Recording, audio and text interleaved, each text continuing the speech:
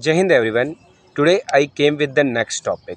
The topic of discussion is the importance of India in the world. So today we will discuss about what is the importance of India in the world. We will divide this topic into 7 subparts. The first part will be historical background, then strategic leverage of India, then economical perspective, then in a technological way, and then cultural way, then in the terms of the diplomacy, and then at the last we will talk about the conclusion of it. So if we talk about the historical background of India, so India used to be known as the bird of the golden, means India was full with spices and minerals and ores and everything, because of which foreigners used to be attracted towards India a lot. So this was one of the historical leverage of India. Now, if we talk about strategic leverage, so India was or India is sandwiched in between Europe and West Asia. So once any kind of a port, any kind of a trade, means any kind of a port or any kind of a uh, trade used to be happen in between both parts, so they used to pass through the Indian subcontinent only, because of which there was a one of the best source of the income for India through this. And India was having access of his own water body, and India was having plain, plateaus, mountains. So these were the some strategic leverage of India.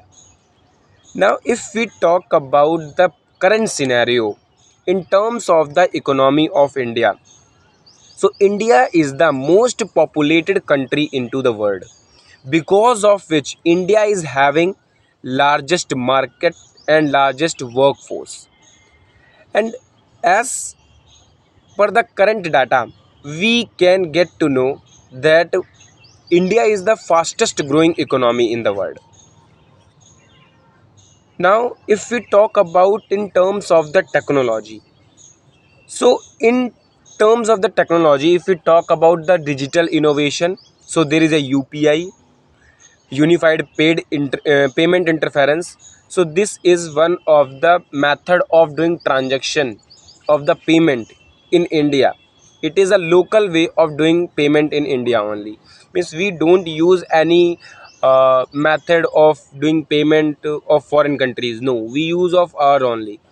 And cost efficient space achievements are also having by India, like Chandrayaan 3, in that India landed on the south pole of the moon.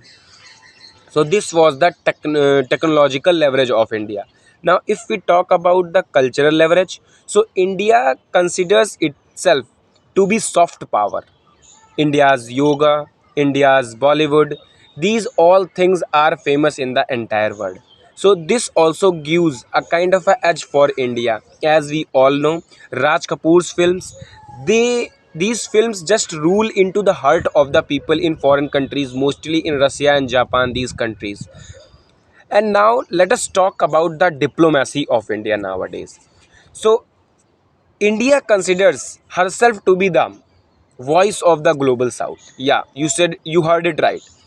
India put the concern of the climate justice, equality, fair policies for those countries.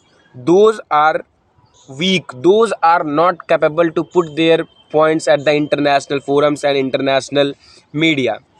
Means as naturally we can see, those countries are into the south of the global, they are comparatively less weak, because of which there is a requirement of any country whichever would put the concern of this country. So India is one of the countries whichever put the concerns of those countries.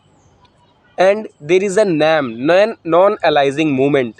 While having this much power, while having this much vomity in between Russia, in between USA, Israel, Saudi Arabia, UAE, then also India keeps herself to be neutral only.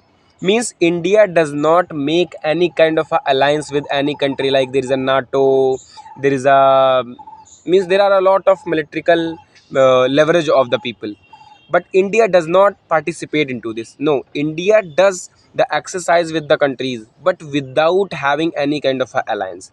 So this is one of the diplomatic power of India. Now if we talk about the conclusion of it, so while having this much edges in India, India is having the capability of nuclear power also. But still, while having this much capability, India never shows the aggression on any country. India supports for those countries, those remain required to get support. India always put the concern about the global south. India, while having nuclear power, never means having the nuclear power also, it is the signatory of no first use of it. So while having this much power also, India treats itself to be soft power only. That is why India is very, very, very pivotal for the world. So at the last, I would conclude my video by saying one thing, that we cannot imagine the world without India, because India is the only backbone for the survival of the world. Jai Hind, Jai Bharat. We will meet into the new video. Jai Hind, Jai Bharat.